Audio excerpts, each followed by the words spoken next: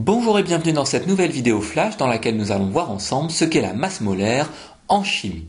Commençons dans un premier temps par définir ce qu'est la masse molaire d'une entité.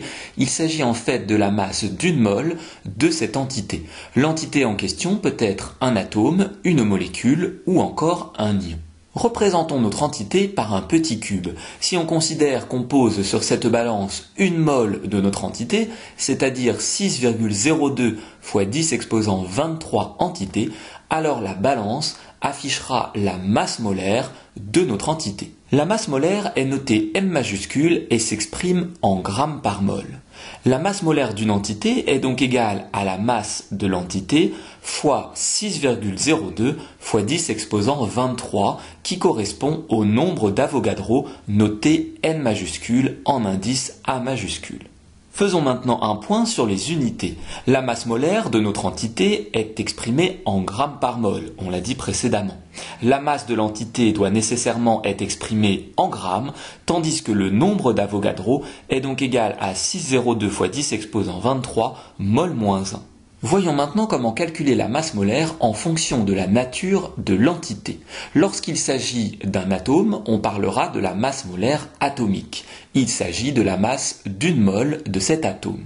La masse molaire atomique s'obtient par le calcul en utilisant la formule vue précédemment ou alors de manière plus simple en utilisant la classification périodique des éléments. En effet, dans le tableau périodique des éléments, la masse molaire de l'élément est indiquée en haut à droite de la case correspondante. Ainsi, la masse molaire de l'atome d'hydrogène est égale à 1,0 g par mol, tandis que celle de l'atome d'oxygène est égale à 16,0 g par mol. Intéressons-nous maintenant au cas où l'entité est une molécule. On parlera de masse molaire moléculaire. Il s'agit de la masse d'une mole de cette molécule. La masse molaire moléculaire s'obtient en additionnant les masses molaires des atomes qui la constituent. Considérons par exemple une molécule dont voici la formule chimique. La masse molaire de cette molécule est finalement égale à W fois la masse molaire de l'atome de carbone, plus X fois la masse molaire de l'atome d'hydrogène, plus Y fois celle de l'atome d'azote, plus Z fois celle de l'atome d'oxygène.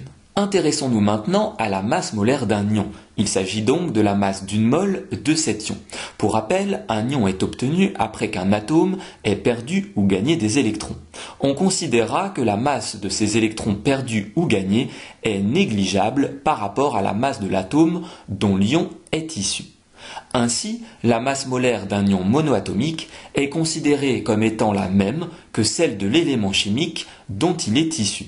Lorsqu'il s'agit d'un ion polyatomique, on considérera que la masse molaire de cet ion polyatomique est la somme des masses molaires des atomes qui le constituent. Pour être sûr que tout cela est bien compris, prenons deux exemples. La masse molaire de l'ion cuivre 2, noté Cu2+, est finalement égale à la masse molaire de l'atome de cuivre, puisqu'on néglige la masse des deux électrons qui ont été perdus. Considérons maintenant un ion polyatomique comme HO-, l'ion hydroxyde. Sa masse molaire est finalement égale à la masse molaire de l'atome d'hydrogène additionnée à celle de l'atome d'oxygène.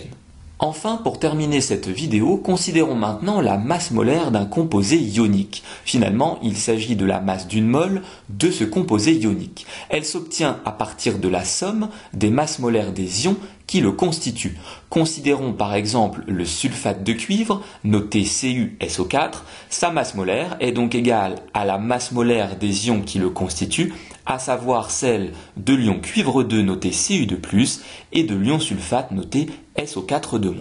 Cette vidéo flash sur la masse molaire est maintenant terminée, j'espère qu'elle a été claire. N'hésitez pas à vous abonner à ma chaîne YouTube et je vous dis à très bientôt pour de nouvelles vidéos.